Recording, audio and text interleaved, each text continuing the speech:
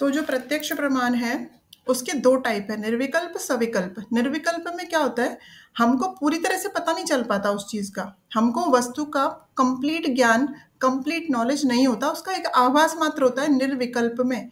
और सविकल्प, जैसे कि हमने एक एग्जाम्पल लिया था, निर्विकल्प में जैसे कि आप थोड़े से नींद में हैं और आपने कोई आवाज सुनी, तो आप को अगर जागोगे तो आप नहीं बता पाओगे इमीडिएटली कि वो आवाज कहाँ से थी, किस चीज की थी। आपको उठ के चेक करना होगा, आपको थोड़ा रिकॉल करना पड़ेगा कि मैंने किस तरह की आवाज सुनी, फिर भी शायद आप पूरी तरह से श्योर नहीं हो पाओगे, थोड़े से डाउटफुल रहोगे बिकॉज आप नींद में थे। हाँ, आपके सबकॉन्शियस माइंड ने वो आवाज सुनी थी।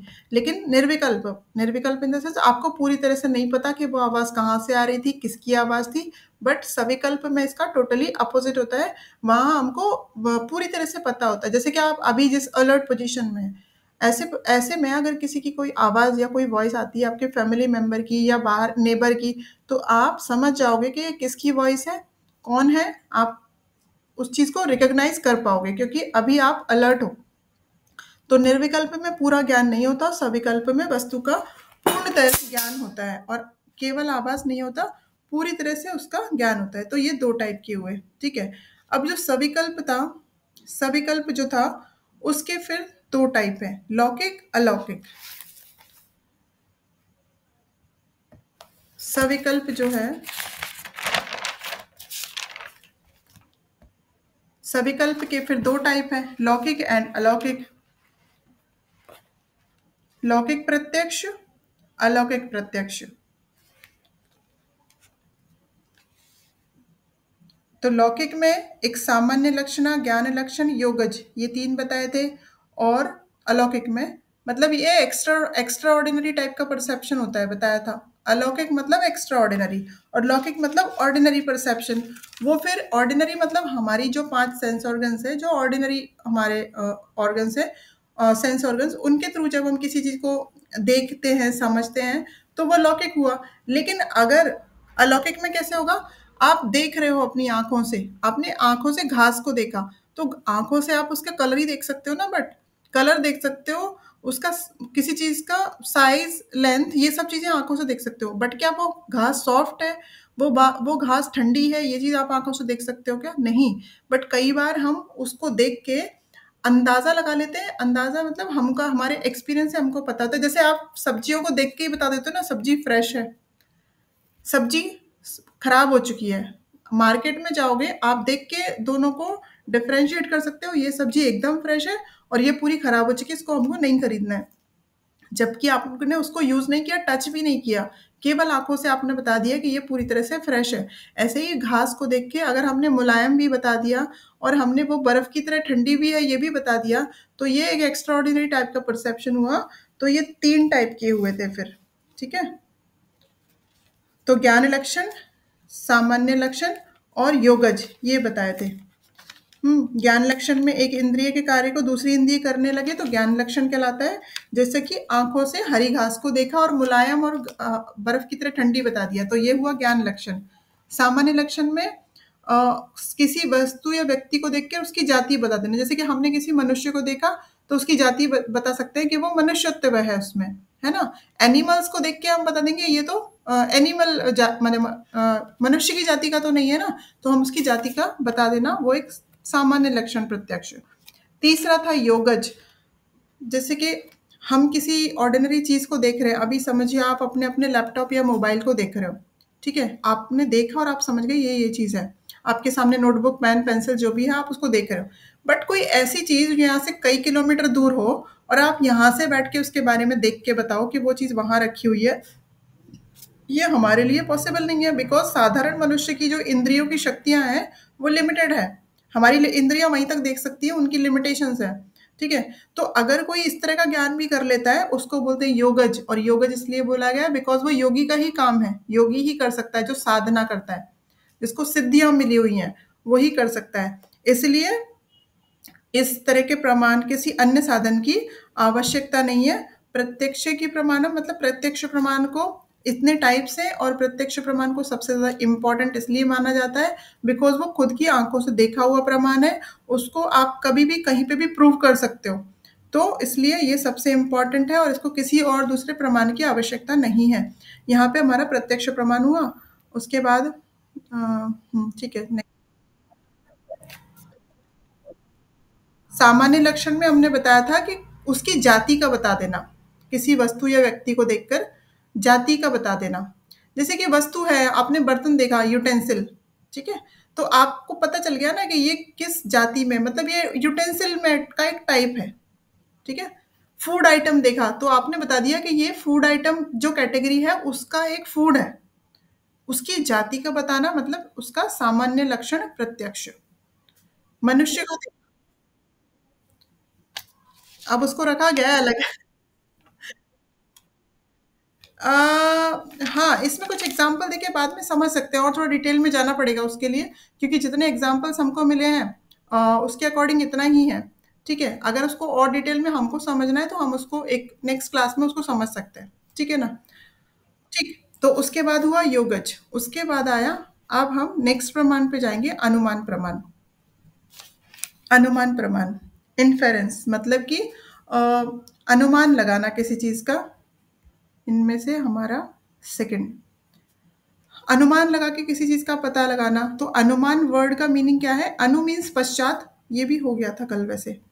हाँ, ये हो गया था, अनुमान प्रमाण भी हमने कर लिया था। उसके 2 टाइप बताए थे, स्वार्थ अनुमान, परार्थ अनुमान। थर्ड है हमारा उपमान। उपमान प्रमाण, यहाँ पे कंपैरिज़न किया जाता है। कंपैरिज़न से हम किसी वस्तु को सीखने की, समझने की कोशिश करते हैं कंपैरिज़न करके। तो ज्ञात वस्तु की समानता के आधार पर, उसकी किससे समानता है, उसके आधार पर हम उस वस्तु को उसके आधार पे किसी अज्ञात वस्तु को जानते हैं। अज्ञात वस्तु को जानते हैं। उस वस्तु के, अगर आपने कोई ऐसी नई चीज़ देखी जो आपने पहले कभी नहीं देखी थी, तो आप उसको कैसे अपने मन में अंडरस्टैंडिंग के लिए क्या करते हो, पुरानी जो देखी हुई चीज़ है उससे रिलेट करने की कोशिश करते हो, उससे कहीं न कहीं कंपैरिज़न करने की कोशिश करते हो, ठीक है? जैसे नीलगाय का एग्ज़ाम्पल यहाँ पे अपने फिलॉसफीज़ में वगैरह दिया हुआ है कि नील, जब हमने तो नीलगाय कभी देखी नहीं होती, बट हम जंगल में जाके जब पहली बार नीलगाय देखते हैं, तो हम किससे कंपेयर करते हैं उसको? जैसा उसके जैसा जिसको हमने देखा हुआ है, गाय के जैसा समझिए। गाय देखी हुई है हमने, बट नीलगाय तो नहीं देखी। वो साइज़ में और थोड़ी बड़ी होती है, उसका फेस थोड़ा-सा अलग होता है, लेकिन वो घोड़े से तो नहीं मैच होती ना। वो डॉग या कैट से तो नहीं मैच होती ना। वो किससे मैच हो रही थी? काऊ के जैसे मैच हो रही थी। वो एलिफेंट से तो नहीं मैच होती। तो जिससे वो मैच हो रही होती है ना, हम उससे उसका कंपैरिज़न करते हैं और हमको उस नई चीज़ को समझने की कोशिश करते हैं पुरानी वाली चीज़ के कंपैरिज़न से। तो जब ऐसा कंपैरिज़न आता है, तब ये कहलाता है उपमान प्रमाण। उपमा मतलब किसी दूसरी चीज़ की संज्ञा दी जा रही है, दूसरी चीज़ के थ्रू उसको समझा जा रहा है। जैसे कि किसी ने भेड़िया नहीं देखा, परंतु उसने कुत्ता देखा हुआ है, तो कुत्ते के बारे में वो पूर्ण परिचित है, डेली उसको देखा हुआ है अपने रूटीन में, हमेशा डेली लाइफ में। तो अब जब भेड़िए को देखा, तो भेड़िए की समानता आपको किससे लग रही थी? डॉग से। तो आपने समझ लिया कि ये डॉग का ही जाति का कोई दूसरी चीज़ है, लेकिन आपने उसको, उस चीज़ को, उस वस्तु को, मतलब वो ज्ञान को आपने कैसे समझा? किसी दूसरे उपमान के थ्रू, मतलब उपमान मतलब किसी दूसरे के कंपैरिज़न के थ्रू। तो ये एक टाइप हुआ, एक सोर्स हुआ नॉलेज का। अब आएँगे शब्द प्रमाण पे। शब्द प्रमाण, ये जो सीक्वेंस में हम पढ़ रहे हैं वही सीक्वेंस रखना, प्रत्यक्ष, अनुमान, उपमान, शब्द प्रमाण। उसके बाद अर्थापत्ति, फिर अनुपलब्धि। तो शब्द प्रमाण क्या है? शब्द द्वारा प्राप्त ज्ञान शब्द कहलाता है, शब्दों के द्वारा। परंतु केवल आप्त पुरुष या विश्वसनीय व्यक्ति के शाब्दिक अर्थन को प्रामाणिक माना जाता है। मतलब यहाँ शब्द प्रमाण को प्रमाण तो माना जा रहा है, पर इसका मतलब ये नहीं कि किसी की बात पे भी भरोसा कर लेंगे। शब्द शब्द को अगर प्रमाण मानते, तो किसने भी कुछ शब्द बोला तो उसको हमने वैलिड मान लिया, ठीक है? अगर किसी ने बोला कि आज स्कूल बंद है, ठीक है? तो अगर वो पर्सन उस स्कूल से ऑथराइज्ड है, अगर वो पर्सन प्रमाणित है, जिसकी बात पे, अगर समझो प्रिंसिपल से बात हो रही है, कि ऐसे स्कूल के टीचर से बात हो रही है, तो आप मान लोगे, ठीक है, कि बंद होगा आज, हो सकता है। लेकिन कोई और जिससे आपके स्कूल से कहीं कनेक्टेड नहीं है, स्कूल से आपके कोई रिलेशन उनका नहीं है, तो आप शायद से थोड़ा डाउटफुल रहोगे। तो हर किसी की बात पे विश्वास नहीं किया जाता शब्द प्रमाण में। वो पर्सन ऑथोराइज्ड होना चाहिए, वो पर्सन प्रामाणिक होना चाहिए, तभी वो शब्द प्रमाण माना जाएगा। इसका सबसे अच्छा उदाहरण हमारे वेद उपनिषद हैं, जो कि हमने देखे नहीं है बट हम उनको मानते आए हैं, क्योंकि हमारे ऋषि मुनियों ने, जो कि उस प्रमाणित व्यक्ति हैं, उन्होंने बताया कि ऐसे है, और उसके अकॉर्डिंग हम अपने सारे रिचुअल्स फॉलो करते हैं, रीति रिवाज इतने टाइम से हम करते चले जा रहे हैं। अब इसमें एक बात आती है कि आप्त पुरुष कौन है। यहाँ पे एक वर्ड आया आप्त पुरुष, मतलब क्या बताया, शब्द प्रमाण प्रमाण तो है, परंतु आप्त पुरुष के वचनों को ही यहाँ पे एक्सेप्ट किया जाएगा। तो आप्त पुरुष कौन है? आप्त पुरुष वो है जो स्वयं किसी वस्तु का साक्षात करके उसका ज्ञान प्राप्त करता है। जैसे कल भारती जी ने एक क्वेश्चन पूछा था कि बारिश हो रही है, तो ये तो हमारा यहाँ पे मीन्स बारिश हो रही है, ओले ओले गिर रहे हैं, ठीक है। तो ऐसे कुछ कल हमारा डिस्कशन चल रहा था, तो वो हमारे लिए तो प्रत्यक्ष नहीं है, तो शब्द प्रमाण हुआ। तो जिसने वो शब्द दिया, वो पर्सन ने खुद ने उस चीज को एक्सपीरियंस किया हुआ है, मतलब वो उसके लिए प्रत्यक्ष प्रमाण था, और हमारे लिए वो शब्द प्रमाण बन गया, बिकॉज हमने तो उनकी बात पे एज इट इज भरोसा कर लिया। अब जिसने क्रोसिन बनाई पहली बार, उसने तो कंटेंट को मिलाया, बहुत सारी मेहनत करी, उसको बहुत महीनों बरसों लग गए कि उसमें जो जो कंटेंट हमारे हेडेक को ठीक ठीक करने के लिए, या हमारे बुखार, हमको जो फीवर आता है उसके ठीक करने के लिए सारे कंटेंट उन्होंने मिलाए, और देन उन्होंने वो चीज़ रेडी कर दी। अब क्या, हमको जब बुखार होता है तो हम लैब में थोड़ी ना जाते हैं कि उसमें सारा चेक करें कि उसमें प्रॉपर कंटेंट है या नहीं, हम तो उसके शब्द पे, क्योंकि वो पर्सन ऑथोराइज था, वो पर्सन एक साइंटिस्ट था जिसने बनाई होगी मेडिसिन। कोई ऐसी किसी ने रास्ता चलते व्यक्ति ने तो नहीं बना सकता मेडिसिन। दैट मीन्स वो पर्सन प्रमाणित व्यक्ति है, ऐसे बोल सकते। तो वो है आप्त पुरुष, जिसने उसने खुद ने एक्सपीरियंस किया उस चीजों को। तो आप्त पुरुष वो है जो स्वयं किसी वस्तु का साक्षात्कार करके उसका ज्ञान प्राप्त करता है। जैसे मैंने बताया, उनके लिए वो प्रत्यक्ष था, उन्होंने खुद अपनी आंखों से वो सारे कंटेंट को मिलाया और उस चीज को बनाया। और फिर क्या करता है, आप्त पुरुष वही कहलाएगा जो उसने खुद ने साक्षात्कार तो किया है, बट वो जो ज्ञान उसको मिला, उसको वो जन कल्याण के लिए देगा, दूसरे को जन कल्याण के लिए उस अर्थार्थ ज्ञान को अन्य लोगों के सम्मुख प्रस्तुत करता है, वही आप्त पुरुष है।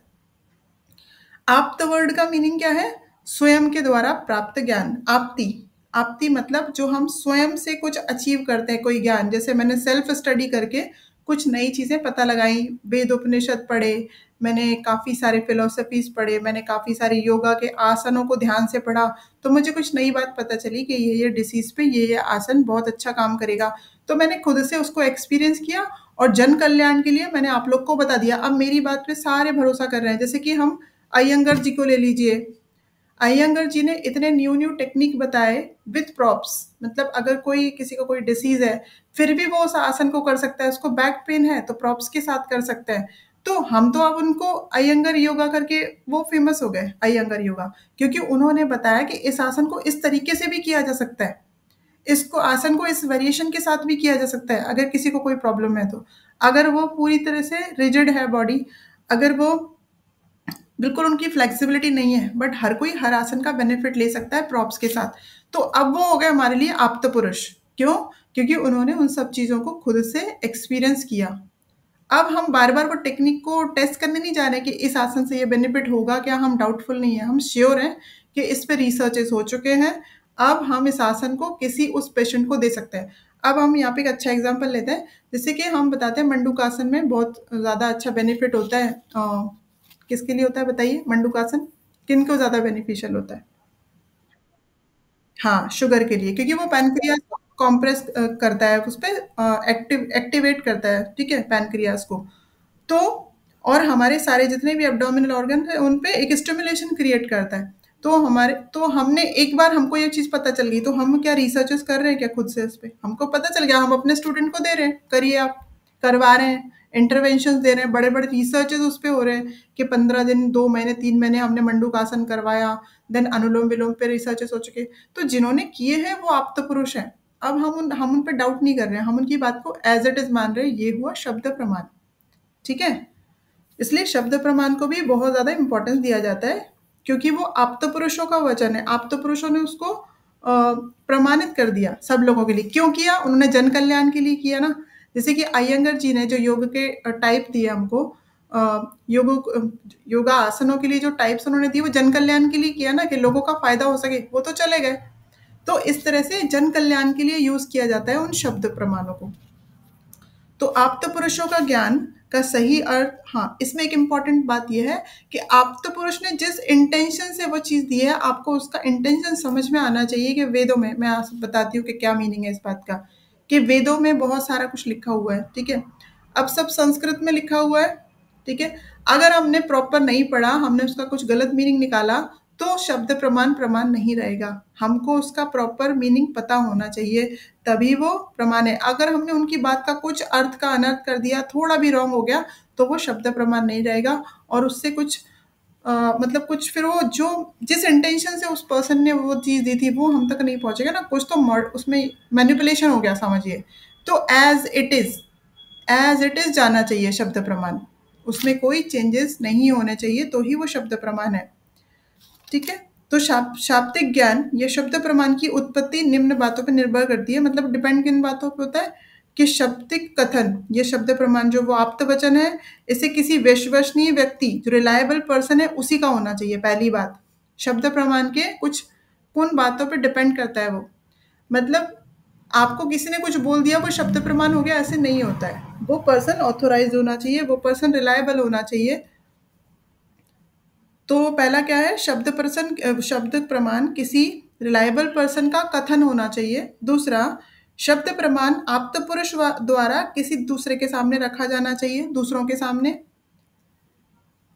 तीसरा, शब्द प्रमाण को रखते टाइम जन कल्याण की भावना होनी चाहिए, जैसे कि हमारे वेदास को माइंड में लेके चलिए इन लाइन को पढ़ते टाइम, कि हमारे वेद जो हैं वो जन कल्याण की भावना से बने। उनको ईश्वर ने उन ऋषि मुनियों को बताया और ऋषि मुनियों ने उनको लिखा। क्यों लिखा? किससे आगे की जो जनरेशन है उनसे फायदा ले सके, उनसे बेनिफिट ले सके। हमारा योग भी हमारे वेदास में ही लिखा हुआ है, अगर वो वेदों में नहीं होता तो आज हम योग का ज्ञान नहीं मिलता हमको। तो जन कल्याण के लिए लिखा उन्होंने, और आज हम उसको एज इट इज, इसलिए तो बोलते हैं कि उसको मैनिपुलेशन नहीं होना चाहिए। योग में भी बहुत मैनिपुलेशन अभी हो रहा है, तो नहीं होना चाहिए वैसे। और फोर्थ है, आप्त कथन का वास्तविक अर्थ लोगों की समझ में आना चाहिए, ये आवश्यक है। अब अगर हमको कोई बताया गया किस तरीके से करने के लिए, डॉक्टर ने बताया ये मेडिसिन को इस तरीके से खाना, इसको खाने के बाद ही खाना, आपने अपने मन से सोच लिया नहीं खाना तो मैंने सुबह खाया था, अब तो मेरा मन नहीं कर रहा, मैं तो ऐसे ही ले लेती हूँ। तो वो जो ऑथोराइज पर्सन है, हमने उनकी बात को एज इट इज नहीं माना है, हमने अपनी तरफ से कुछ तो मॉडिफाई कर दिया उसमें। तो ऐसा नहीं, जो एज इट इज होना चाहिए सारी चीजें, ठीक है? तो ये हुआ शब्द प्रमाण। फोर्थ है हमारा प्रत्यक्ष हुआ, अनुमान, उपमान। चौथा शब्द प्रमाण। फिफ्थ है अर्थापत्ति प्रमाण। अर्थापत्ति प्रमाण को बाकी फिलोसफी नहीं मानते, मीमांसा दर्शन में माना गया है, मीमांसा दर्शन मानता है। ये तो हम अभी डिस्कस करेंगे कि कौन कौन से प्रमाण कौन से दर्शनों में माने गए हैं। बट अर्थापत्ति काफी मिलता जुलता है अनुमान प्रमाण से, इसलिए बाकी दर्शनों ने नहीं माना उसको अलग से, बट मीमांसा दर्शन ने उसको थोड़ा सा अलग बता के उसको भी एक्सेप्ट कर लिया। तो अर्थापत्ति मतलब क्या? जब कोई ऐसी घटना देखने में आए। यहां तक सबको क्लियर है? हैंड रेस कर दीजिए जी। कौन सा वाला? अर्थापत्ति? वो तो अभी स्टार्ट ही नहीं हुआ, वो तो अभी करेंगे, अभी स्टार्ट। अर्थापत्ति मतलब जब कोई ऐसी घटना, कोई इंसिडेंट को आपको समझना है। इंसिडेंट आपका क्या है? यहाँ पे ज्ञान का सोर्स है, सॉरी, आपका ऑब्जेक्ट है, ऑब्जेक्ट ऑफ ज्ञान, मतलब जो भी आप ज्ञान लेने जा रहे हो उसका वो ऑब्जेक्ट है। तो यहाँ पे क्या होगा, उस कोई घटना है, कोई इंसिडेंट है, आप उसको समझना चाह रहे हो, तो बिना किसी दूसरी घटना के समझे हुए, अगर कोई दूसरी घटना आपने नहीं से उसको कंपेयर नहीं किया, तो ये घटना नहीं समझ में आए, ऐसा जब होता है तो वो अर्थापत्ति कहलाता है। अब एग्जाम्पल से समझते हैं तो समझ में आएगा। मतलब कोई एक इंसिडेंट को समझ रहे हो लेकिन समझ में नहीं आ रहा आपको, तो आपने उससे मिलती जुलती पूरा एक इंसिडेंट को सोचा, तो आपको वो समझ में आ गया। तो जैसे कि एक एग्जाम्पल हमने लास्ट टाइम अर्थापत्ति में लिया था कि दिनेश ने आपसे क्या बोला, दिनेश ने बोला कि मैं डेली उपवास करता हूँ, रेगुलर रोज उपवास करता हूँ, कि मैं दिन में खाना खाता ही नहीं हूँ, मैं एक ही टाइम खाना खाता हूँ, एक टाइम मैंने खाना स्टार्ट कर दिया जिससे कि मैं दुबला हो जाऊं, लेकिन वो पहले से ज्यादा मोटे होते जा रहा है, पहले से ज्यादा मोटापन उसको आ रहा है। तो आप क्या सोचेंगे? यही सोचेंगे ना कि रात का जो खाना है वो बहुत हेवी है इनका, इसलिए आप एक टाइम फास्ट करके भी दुबले नहीं हो रहे हो। ये बात है ना? तो एक दूसरा इंसिडेंट, क्योंकि आपने ऐसा इंसिडेंट, आपको पता है ये चीज़ कि आपने क्या कल्पना कर ली यहाँ पे कि वो अवश्य रात्रि में पौष्टिक भोजन करता होगा, इसकी वजह से। और भोजन करने की घटना, कल्पना करने से, भोजन करने की घटना है पूरी, उसकी आप कल्पना कर रहे हो यहाँ पे कि ज़रूर वो ऐसे-ऐसे करता होगा। तो ये आपकी कल्पना है ना, तो यहाँ पे अनुमान नहीं है। समझ रहे हैं ना? इसीलिए इन्होंने थोड़ा-सा डिफरेंट होने की वजह से मीमांसा दर्शन ने इसको एक नया प्रमाण बना दिया, अर्थापत्ति। यहाँ पे आप उसके खाना खाने की जो घटना है रात की, उसका कल्पना कर रहे हो। तब आप समझ पा रहे हो कि ये क्यों मोटा हो रहा है। ज़रूर ऐसे होगा। ठीक है? तो इसका कहीं न कहीं कनेक्शन अनुमान प्रमाण से ही है। यहाँ पे एक अंदाज़ा तो लग रहा है, अंदाज़ा तो आप लगा रहे हो, बट एक पूरी की पूरी घटना की कल्पना भी हो रही है यहाँ पे। एक इमेजिनेशन हो रहा है, समझ रहे हो ना? यहाँ पे पूरी तरह हम इसको अनुमान, यहाँ पे प्रत्यक्ष भी नहीं है। आपने उसको खाना खाते देखा नहीं है रात के टाइम, ठीक है? खाना खाते देखा नहीं है मतलब प्रत्यक्ष प्रमाण नहीं है। शब्द प्रमाण इसलिए नहीं है कि किसी दूसरे ने आपको बताया नहीं कि वो रात को पौष्टिक खाना, हेवी डाइट लेता है, आपको शब्द प्रमाण भी नहीं है। आपका अनुमान प्रमाण भी प्रॉपर नहीं है, बिकॉज अनुमान तब लगाया जाता है कि उसके जैसा दूसरे किसी को देख के हम कंपेयर करते हैं, वो भी नहीं। यहाँ तो आपने एक कल्पना की है, यहाँ आपका खुद का इमेजिनेशन है कि हाँ रात में उसने बहुत हेवी डाइट लिया होगा और लेता ही होगा, इसलिए वो मोटा मोटा है, इसलिए वो दुबला नहीं हो रहा। ठीक है, तो अर्थापत्ति में बहुत माइनर सा डिफरेंस है अनुमान प्रमाण से, और इसको मीमांसा दर्शन ने माना है। तो ये हुआ अर्थापत्ति प्रमाण। तो जो भोजन करने की घटना है वो आपने कल्पना की हुई है, और कल्पना करने से आपको स्थिति क्लियर हो गई कि ऐसा इसलिए हो रहा है, और यही अर्थापत्ति है। ठीक है, यहाँ पे घटना की कल्पना की जाती है, इंसिडेंट की कल्पना या इमेजिनेशन किया जाता है। दूसरा है अनुपलब्धि, लास्ट हमारा अनुपलब्धि प्रमाण, सिक्स्थ। अनुपलब्धि, ये भी मीमांसा दर्शन ही मानता है। ये दोनों प्रमाणों को केवल मीमांसा दर्शन ने माना हुआ है। वेदांत ने भी माना है, बस पहले के फिलोसफीज ने नहीं माना। पहले मीमांसा और वेदांत तो लगभग सेम ही है ना, तो मीमांसा और वेदांत में ऑलमोस्ट सेम चीजें आएंगी। तो अनुपलब्धि क्या है? किसी विषय के अभाव से, किसी विषय का अभाव मतलब एब्सेंस, एब्सेंस से जो ज्ञान होता है वो कहलाता है अनुपलब्धि। किसी विषय के अभाव का मतलब उसके एब्सेंस का साक्षात ज्ञान, मतलब उसका इमीडिएट नॉलेज, किस चीज़ का अभाव का। अब मैं बोलूँ आज क्लास में कोई भी स्टूडेंट नहीं है, अगर मैं ऐसे बोलूँ आज तो क्लास में कोई भी स्टूडेंट नहीं है, तो ये किस चीज़ का ज्ञान मिला मुझे? अभाव का। अभाव मतलब आप लोग का एब्सेंस है, आज आप लोग हो नहीं, उसका किसी चीज़ के नहीं होने का ज्ञान कहलाता है अनुपलब्धि, मतलब उसकी उपलब्धि नहीं होना, मतलब उसका अवेलेबल नहीं होना, ये ज्ञान भी अनुपलब्धि कहलाता है। अब आप सोच रहे होंगे कि इसको ज्ञान, एक और नॉलेज का सोर्स बनाने की क्या जरूरत थी? नहीं है तो नहीं है, इसको ज्ञान क्यों बोल रहे हो? जब जो चीज़ है ही नहीं तो उसको ज्ञान कैसे बोलेंगे? बट मीमांसा जो विचारक थे, मीमांसा दर्शन के जो फिलोसफर्स थे, जो दार्शनिक थे, उन्होंने सोचा कोई चीज़ नहीं है ना, तो वो भी एक ज्ञान है। ऐसा समझ रहे हैं ना, बहुत डीप चीज़ है। अगर कोई चीज़ आपके सामने, अगर मेरे सामने फ़ोन रखा है तो ज्ञान मिल रहा है कि मैं उसको देख रही हूँ, लेकिन नहीं है तो भी कुछ ज्ञान मिल रहा है कि फ़ोन नहीं है। तो आज क्लास में स्टूडेंट होने चाहिए थे, बट क्लास में स्टूडेंट नहीं है, तो आपका जो एब्सेंस है ना वो भी मेरे लिए ज्ञान है, कि आपके नहीं होने का ज्ञान, इसको बोलेंगे अनुपलब्धि। इसलिए इसका नाम दिया गया अनुपलब्धि, मतलब नहीं होना किसी चीज़ का। तो नाम से आपको क्लियर हो जाएगा, आपको लर्न करते टाइम बिल्कुल प्रॉब्लम नहीं होगी अगर आप वर्ड्स को थोड़ा समझेंगे।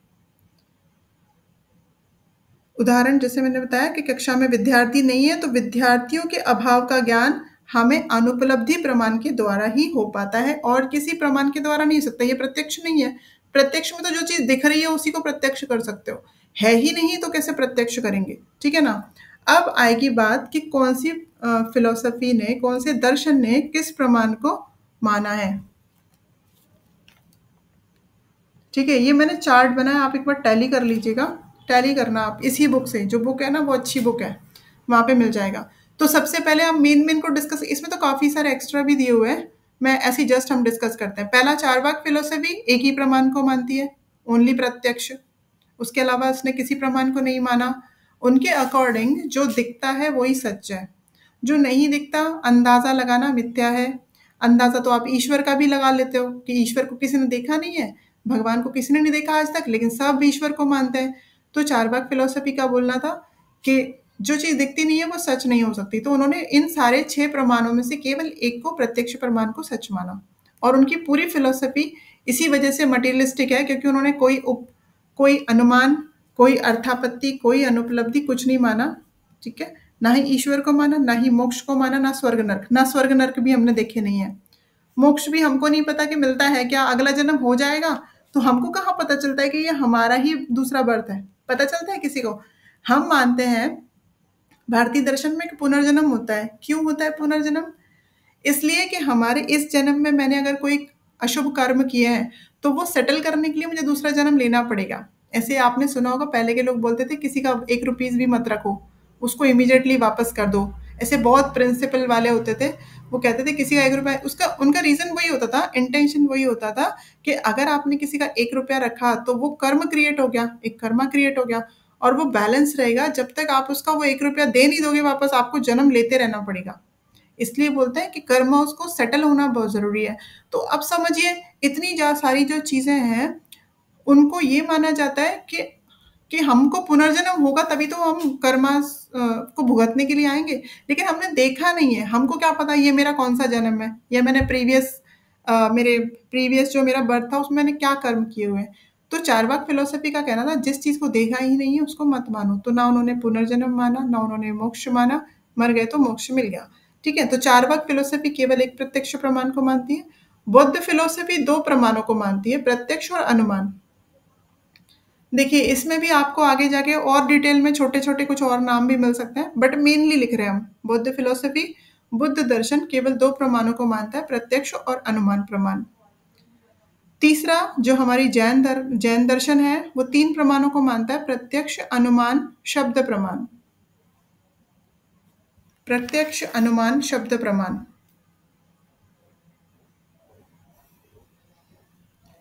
फोर्थ हमारा सांख्य दर्शन 3 प्रमाण मानता है, फिर से प्रत्यक्ष, अनुमान, शब्द।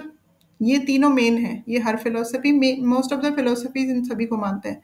सांख्य फिलोसफी प्रत्यक्ष, अनुमान, शब्द। योग फिलोसफी सेम, आपको पता है सांख्य और योग का ग्रुप है, दोनों के दोनों जो कैरेक्टरिस्टिक्स हैं दोनों के सेम है, उनकी जो विचारधारा है लगभग सेम है। तो वो तीनों प्रमाणों को वो भी मानते हैं, सांख्य और योग भी। इससे आपको लर्न करने को ईजी जाएगा। चार्ट टेबल बनाइएगा फिर लिखना। सांख्य योग 3 प्रमाण, प्रत्यक्ष, अनुमान, शब्द प्रमाण। ठीक है? न्याय फिलोसफी 4 प्रमाण मानती है। न्याय फिलोसफी 4 को इसलिए मानती है, न्याय फिलोसफी पूरी ही बेस्ड ही प्रमाणों के ऊपर है। आपको जो प्रमाणों का नॉलेज भी मिलेगा ना, आपको उस बुक से पूरा न्याय फिलोसफी में ही है। क्योंकि न्याय मतलब तर्क की बातें हुई हैं। तर्क तभी होगा जब कुछ उसके पीछे एविडेंस होंगे, प्रमाण होंगे। तो न्याय फिलोसफी 4 प्रमाणों को मानती है, प्रत्यक्ष, अनुमान, शब्द और उपमान। यहाँ आया उपमान, अब तक नहीं आया था। ठीक है? न्याय फिलोसफी में। उसके बाद वैशेषिक फिलोसफी। आपको पता है न्याय और वैशेषिक लगभग सेम है, बट वो शब्द और उपमान को नहीं मानती, प्रत्यक्ष और अनुमान को मानते हैं। प्रत्यक्ष, अनुमान, न्याय फिलोसफी, न्याय दर्शन। उसके बाद सबसे ज्यादा प्रमाणों को मानने वाली है मीमांसा दर्शन, जिसने सबसे ज्यादा प्रमाण माने हैं। सबसे ज्यादा मतलब पूरे 6 के 6 प्रमाणों को माना है उन्होंने। प्रत्यक्ष, अनुमान, शब्द, उपमान, अर्थापत्ति, अनुपलब्धि, इन सबको माना है मीमांसा दर्शन ने। अब आपको पता है कि मीमांसा दर्शन 2 संप्रदाय में बँट गया था। उसके 2, जैसे होता है ना कि कोई उसकी पूरी बातों को मान रहा है, किसी के माइंड में आ गया नहीं मीमांसा दर्शन में ये प्रॉपर नहीं लग रहा है, मुझे थोड़ा कुछ, तो कुमारिल और भट्ट 2 इसमें डिवाइड हुआ था, है ना? एक कुमारिल, आप मीमांसा दर्शन के हमारे जो नोट्स हैं वो पढ़ेंगे तो आपको पता चलेगा, कुमारिल और भट्ट 2 उसके दार्शनिक थे उस दर्शन के। तो कुमारिल के अकॉर्डिंग, भट्ट के अकॉर्डिंग, भट्ट के अकॉर्डिंग 6 थे प्रमाण, और प्रभाकर प्रभाकर के अकॉर्डिंग 5 थे। मतलब एक सिंपल आप मीमांसा दर्शन के अकॉर्डिंग 6 भी लिखोगे तो कोई प्रॉब्लम नहीं है, उतना डिटेल में नहीं भी जाओगे तो चलेगा। अगर आपको याद रहता है तो कर सकते हो कि एक संप्रदाय के अकॉर्डिंग 6 और दूसरे के अकॉर्डिंग 5 थे। ठीक है? अब आएंगे वेदांत दर्शन। अब देखिए वेदांत में टोटल 5-6 स्कूल्स बने थे। बट हम मेनली बात करते हैं अद्वैत वेदांत की, मतलब शंकराचार्य जी की। तो शंकराचार्य जी ने पूरे 6 प्रमाण माने थे, लेकिन रामानुज वगैरह ने बाद में 4 माने। तो इतना डिटेल में मत जाइए, फिर आपको अलग-अलग सबका लिखना होगा। 1 मिनट। तो ये हमारी भारतीय दर्शनों के अकॉर्डिंग प्रमाण, जस्ट अ मिनट।